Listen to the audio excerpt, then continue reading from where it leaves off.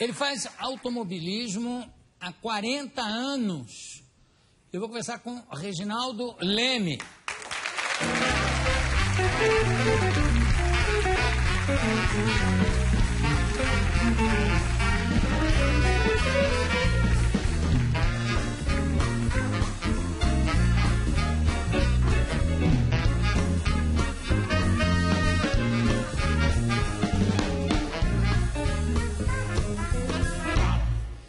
Reginaldo, você antigamente não comia?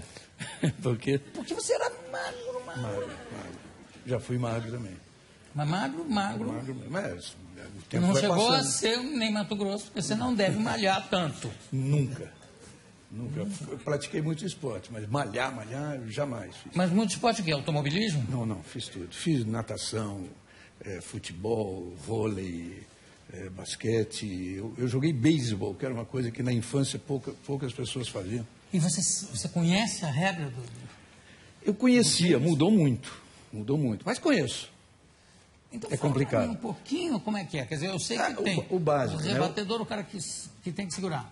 O básico, você tem que bater a bola e correr as 4 bases. Não na primeira vez que você bate, você corre para a primeira. Se a bola for longe o suficiente, você corre para a segunda. E se tiver um outro jogador já na primeira, esse cara é obrigado a correr para a segunda. Ou seja, o segredo é bater a bola longe, mas de preferência rasteira. Porque também se você bater muito alto e o cara pegar no ar, você está morto. Sim. Mas o seguinte, o que a defesa faz nessa hora? A defesa... Porque você rebate, quer dizer, o atacante está jogando a bola. Você tem o pitcher, que joga a bola, você tem o catcher, que fica atrás para pegar. Que é do mesmo time. Do mesmo time, eles fazem aqueles gestos todos, ele explica onde vai jogar a bola, aquela coisa toda. E os outros defensores têm que ter uma agilidade enorme para pegar, geralmente com a mão esquerda, que é onde está a luva, né, para catar direito a bola. E o arremesso é básico também. Mas o cara que está rebatendo com taco é do outro time, é isso? É do outro time. É do outro time. E a defesa... Aquele time que está todinho sentado ali. Pois é.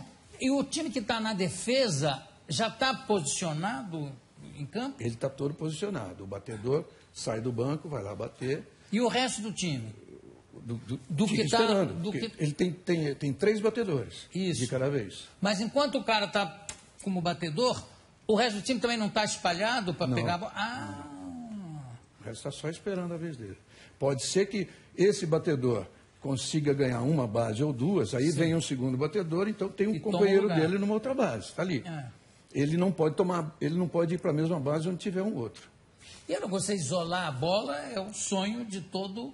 Isolar além da arquibancada, isso, né? Isso. Que o cara não consiga pegar, porque várias vezes você vê, o cara vem correndo bastante, se dobra todo em cima daquela madeira e consegue pegar. Mas aí ele matou o batedor ali. O que eu acho admirável é que um dos maiores jogadores de todos os tempos, o Babe Ruth, era gordo, né? Ele jogava a bola, varejava a bola longe, aí ele ia andando, fazia todo o percurso. É um esporte completamente diferente, porque o uniforme é calça, né? O uniforme é uma calça, é coisa de americano. Você jogou até que idade e por que você não, isso eu joguei na infância, depois não pratiquei mais. Por coincidência, eu tinha um professor de educação física, isso no interior, em Araçatuba, que ele gostava de beisebol. Era uma raridade. Se bem que Araçatuba tinha muito japonês, então jogava-se muito beisebol. Olha, a gente já teve um time, eu entrevistei um menino aqui que era capitão de um time de crianças, né? Foram campeões na categoria, não me lembro agora qual era o time. E ele é filho de japonês. Né? Tem bons jogadores de beisebol no Brasil, mas é muito difícil aparecer, né? Time que vai jogar com quem? Né? Exatamente. Você está lançando aqui esse livrão, né? O anuário, que é o 20º ano, que é o outro de lá. Esse aqui, e esse aqui? Esse é um livro, essa é a biografia do Bernie Ecclestone, que o autor é esse Tom Bauer, inglês, que teve a permissão dele de conviver 2 anos com ele, mas conviver mesmo, dentro do jato dele, ir para todo lugar. O cara conta detalhes, até que o Bernie depois não gostou tanto e tentou impedir o livro, mas já era tarde. E foi super honesto no livro. Ele mostrava que é um lado meio mafioso do... Não só isso. Um lado pessoal, o lado de brigas com a mulher dele. O lado mafioso mostra muito. Não mafioso no sentido de O Bernie é provavelmente o cara mais inteligente que eu conheci na minha vida, sabe? Ele manipula tudo. Então, ele tinha... Bom, para começar, Jô, resumindo a história, um vendedor de bicicleta, de carros usados, isso criança, né? No interior da Inglaterra. Vendedor de bicicleta, depois de carros usados, que gostava de corrida, entrou nesse negócio, foi empresário do Jochen Rindt. O Jochen Rindt era um austríaco que ele botou na casa dele para morar. O Rindt é exatamente aquele piloto que depois, quando corria pela Lotus, morreu em Monza e, ao morrer, deu lugar para o Emerson assumir a posição dele na Lotus daquela época. Mas bem no começo de carreira, ele foi empresário do Rindt, correu, tentou correr de Fórmula 3, baixinho, daquele jeito, até teria dado certo. Se ele tivesse talento, não tinha. E ele conseguiu fazer o seguinte, depois que ele entrou mesmo no meio da Fórmula 1. A Fórmula 1 era uma coisa muito pobre, de garagistas, né, como se chama, as oficinas da Inglaterra. Ingleses, né? Garagistas ingleses, que hoje tem equipes que valem aí bilhões, né, de dólares. Mas eram garagistas que negociavam autódromo a autódromo, né, o dono do autódromo, para fazer um grande prêmio. Então, a McLaren ia lá e falava, me dá $2.000. A Ferrari ia lá, me dá 3, que eu sou a Ferrari. E fazia uma negociação, cada um em paralelo. Ele, inteligentemente, chegou para esses caras e falou, escuta, vocês não têm força nenhuma individualmente, vamos juntar, vamos criar uma associação, vocês me permitem que eu fale em nome de vocês, eu vou lá, vou negociar valores maiores. Conseguiram. E acertaram uma porcentagem de 1% com ele. Passam alguns meses, tem uma reunião qualquer que tinha um papel a assinar, esse 1% não era mais 1, era 3,5%. Mas assinaram. No final do ano era 7%. Bom, resumindo a história, hoje que esse volume da Fórmula 1 é enorme, ele ganha 70% e as equipes todas ganham 30%. Um pouquinho inteligente, Agora, tem uma coisa que eu fico muito impressionado e triste, que é o negócio do Williams, de estar numa cadeira de roda, né?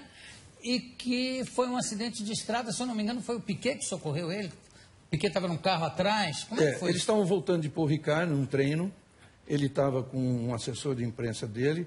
Imagine, foi um acidente absolutamente bobo, um acidente a 60 por hora, aquela serra de Paul Ricard para Marseille, eu fiz tantas vezes. Nossa, e eu fiz, olha assim, eu fiz com o Galvão dirigindo e eu escrevendo o programa que eu tinha que gravar em Marselha, quando chegasse lá, tipo assim, Galvão, acelera esse troço. E então, o Galvão dirigindo e falando? Ele não podia falar que eu tinha que escrever, tinha que me compenetrar. E aí? E tantas vezes a gente fez isso em velocidade mesmo, e esse acidente do Frank aconteceu a 60 por hora. Capotou. Ele corria em Fórmula 1 também? Não, era só em... O Frank Williams? Não, correu de Fórmula 3. Correu. Ney, você gosta de corridas automóveis de Fórmula 1 ou você dirige? Você guia? Dirijo. Mas não tem nenhum... Porque Brasília foi um dos lugares onde, primeiramente, mais... Mas eu conheci o primeiro de Brasília, como é o nome dele? O Emerson... Teve o Alex Dias Ribeiro, Roberto Moreno e Nelson Piquet. Assim, o Nelson eu conheci adolescente, assim. Porque o Nelson é de Brasília. É carioca, mas foi logo para Brasília, porque o pai dele era ministro. E essa rivalidade, Ayrton e Nelson? Jô, foi uma coisa real, ou não? Super real. Mais do que real. Mais do que eu gostaria que tivesse sido. A rivalidade entre dois países de um mesmo país... Dois pilotos, desculpa, de um mesmo país, normalmente existe, porque você está lutando por um espaço dentro do seu mesmo país, aqueles patrocinadores limitados, aquela coisa toda. Entre eles, foi um pouquinho diferente, teve algumas alternâncias. O Ayrton, por exemplo, quando estava começando a conversar para entrar na Fórmula 1, ele chegou a ter um acerto com o Bernie Ecclestone, que então já era dono da Brabham, para ser companheiro do Nelson Piquet. Ele estava acertado. Aí correu a notícia e chegou no Ayrton de que o Nelson tinha impedido. Isso não é verdade, isso é história, eu sei direito que não foi isso. Acabou sendo realmente um acerto financeiro que não foi possível. E o patrocinador da Brabham, na época, que não quis dois brasileiros, né?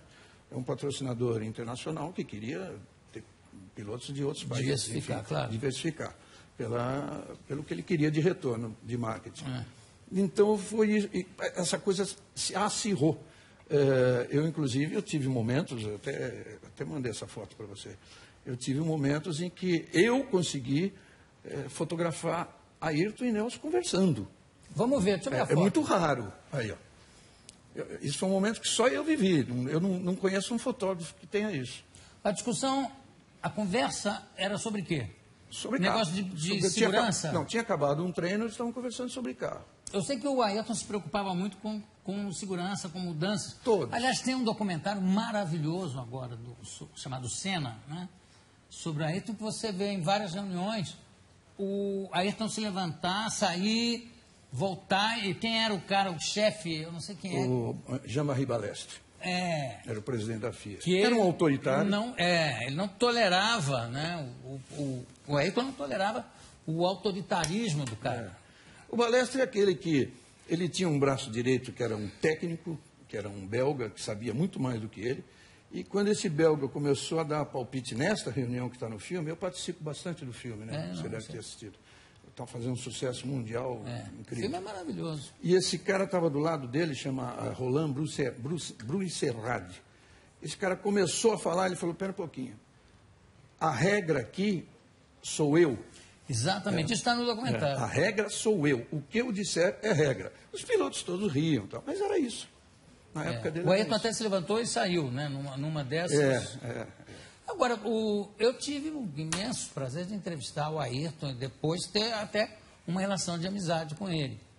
E ele me falou uma coisa que me impressionou muito, né? Falando de negócio de amizade entre pilotos.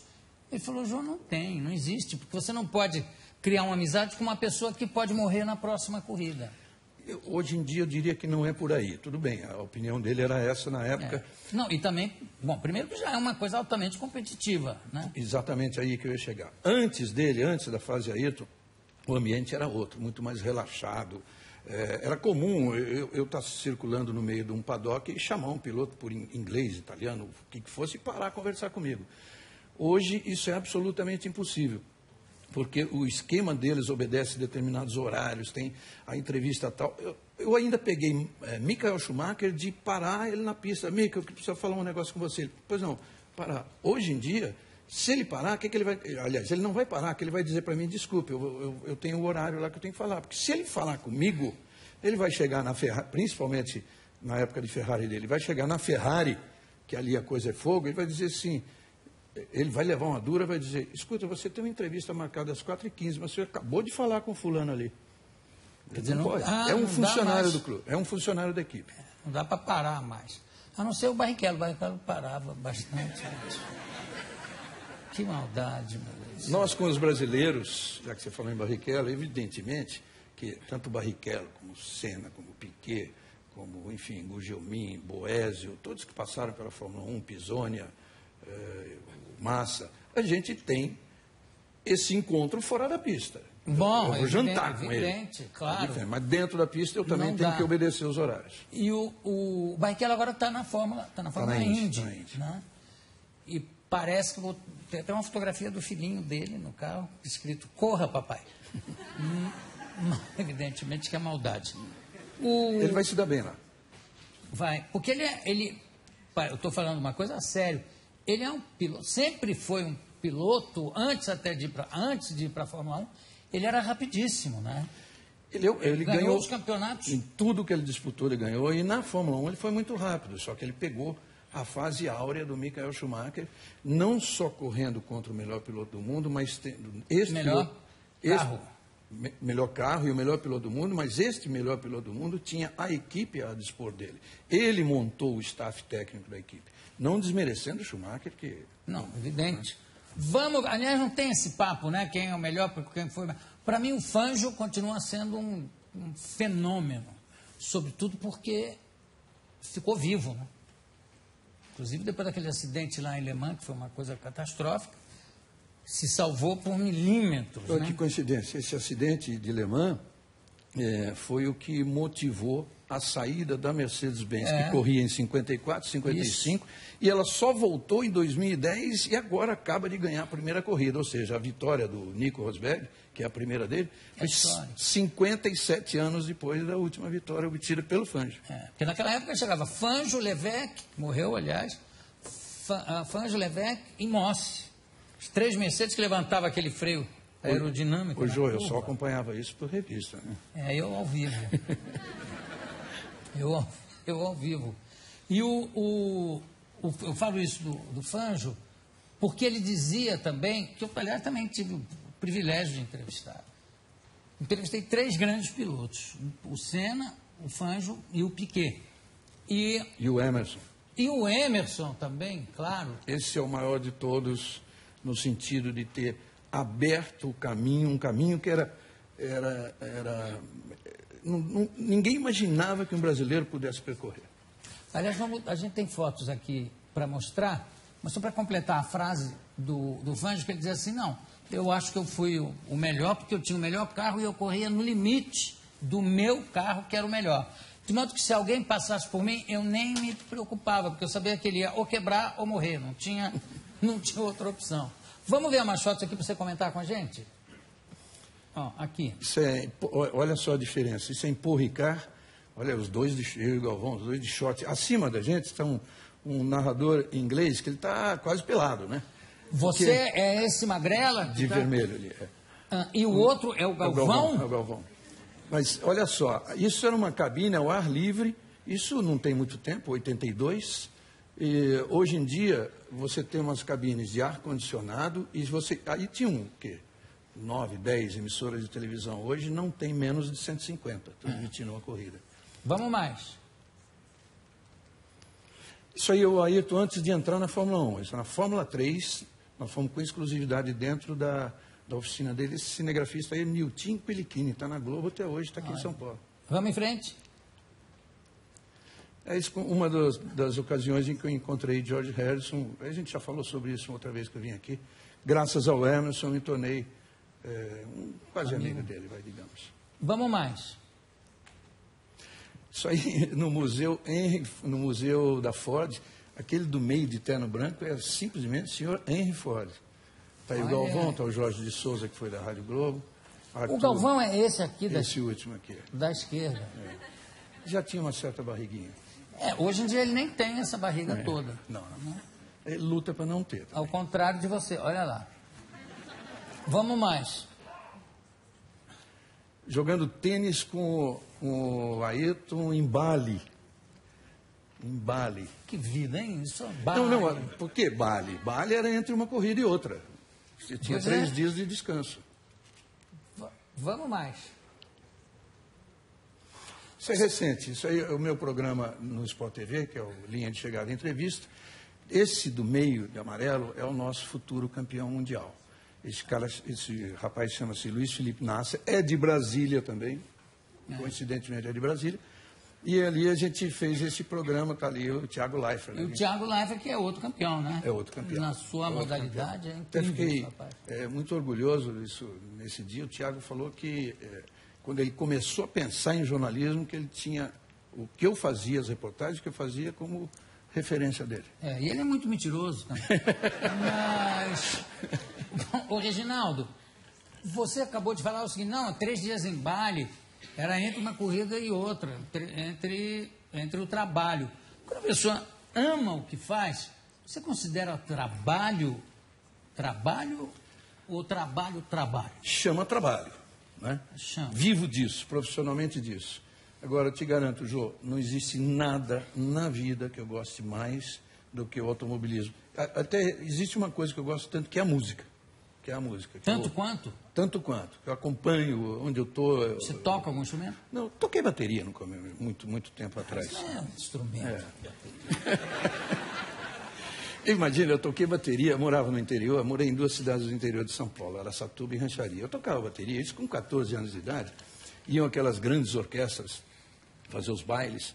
E nos intervalos, né? Os músicos gostam de sair para tomar aquela cervejinha deles de 15 minutos. O baterista ficava meia hora, porque eu ficava tocando por ele. Então era uma satisfação grande. Só que aí passou o tempo, eu com 18 saí de casa para vir para São Paulo estudar. Eu tinha, na época até eu estava pensando em arquitetura, não em jornalismo. E o meu irmão, 3 anos mais novo, que entrou para fazer isso, só que provou que era infinitamente superior a mim, que se tornou baterista. Logo em seguida ele foi chamado pelo Rony Fon, Jorge Benjor, e depois foi Mutantes a vida inteira, até hoje. Teve aqui no ano passado com vocês, o Dinho Leme. Eu quero continuar, porque ainda tem umas perguntas para fazer para o Reginaldo. Então, excepcionalmente, eu vou abrir o 5º bloco para papo. Obrigado. Tudo bem com vocês? Tá. Obrigado. Não, aliás, mesmo que vocês não gostassem, eu ia abrir o 5º bloco. Não. Por quê? Porque eu quero, só por isso mesmo. Vai, Willem. Tem aqui ao meu lado o Reginaldo Leme, a gente estava conversando aqui no intervalo, mas não vai dar para mostrar tudo que ele trouxe. É impraticável. Tem mais material aí do que o Galvão conseguiria falar. Então, você vê... Galvão, eu estou brincando, por favor. Aliás, falando em Galvão, com seu vinho... Você pediu um copo de vinho, por acaso? Eu pedi. Pedi. Tem aí o copo de vinho, Alex? Tem, senhor João. É? Tem, eu pedi para o Alex...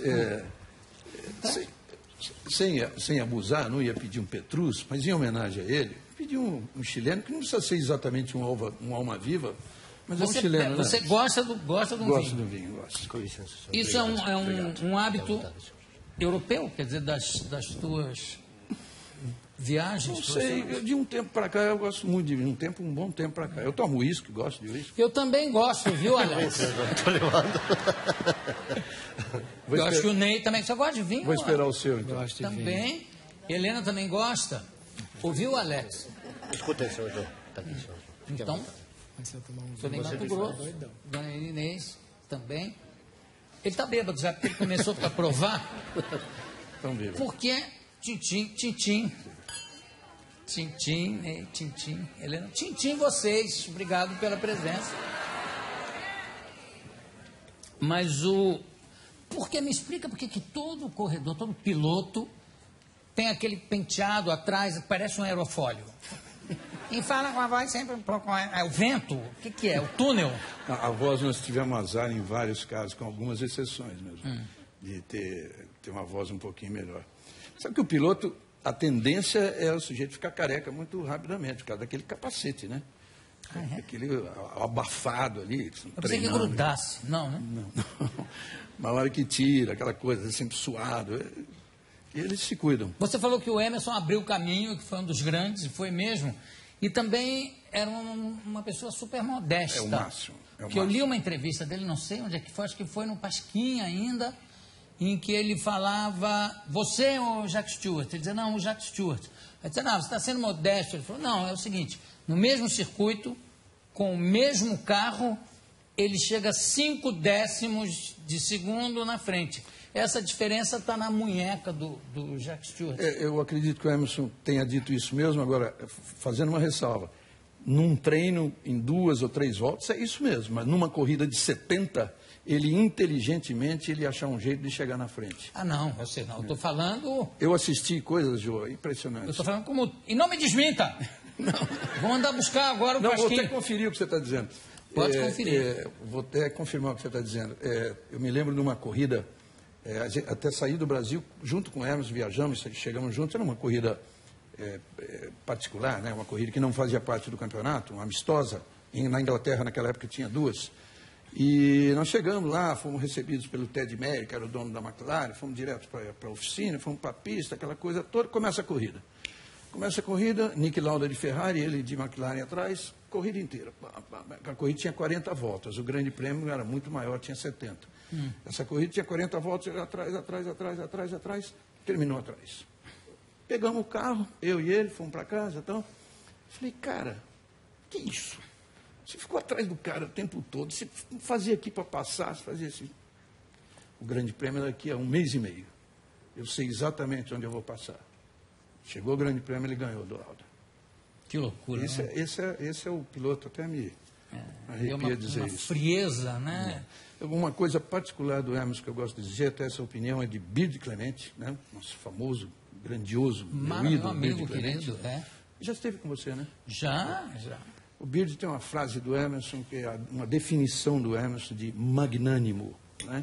Que é exatamente aquele sujeito que ele divide o sucesso dele com todo mundo, com quem estiver falando. Divide com você, divide comigo. É uma coisa impressionante. Agora, e a época do açucareirão?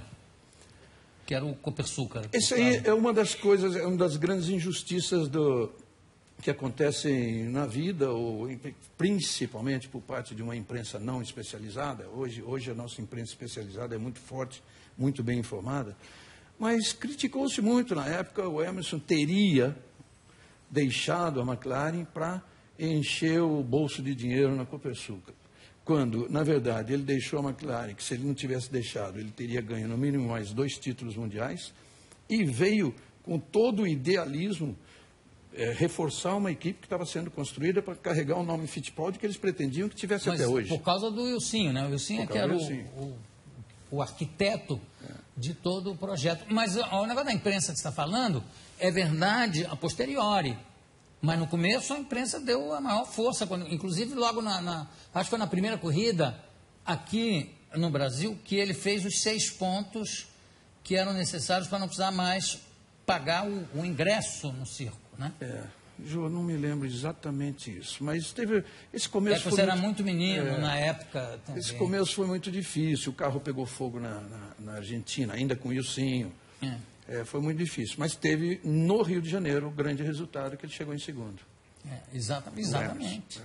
Bom, Reginaldo, eu por mim ficava aqui bêbado junto com você, mas eu tenho que encerrar o nosso papo. Você vai voltar para a gente falar mais, falar você e Pelé, 1000 gols, é tanta coisa. Também são quantos anos de carreira? 40. 40 anos de carreira, 50 Parte no anos. Estadão, 31 na Globo.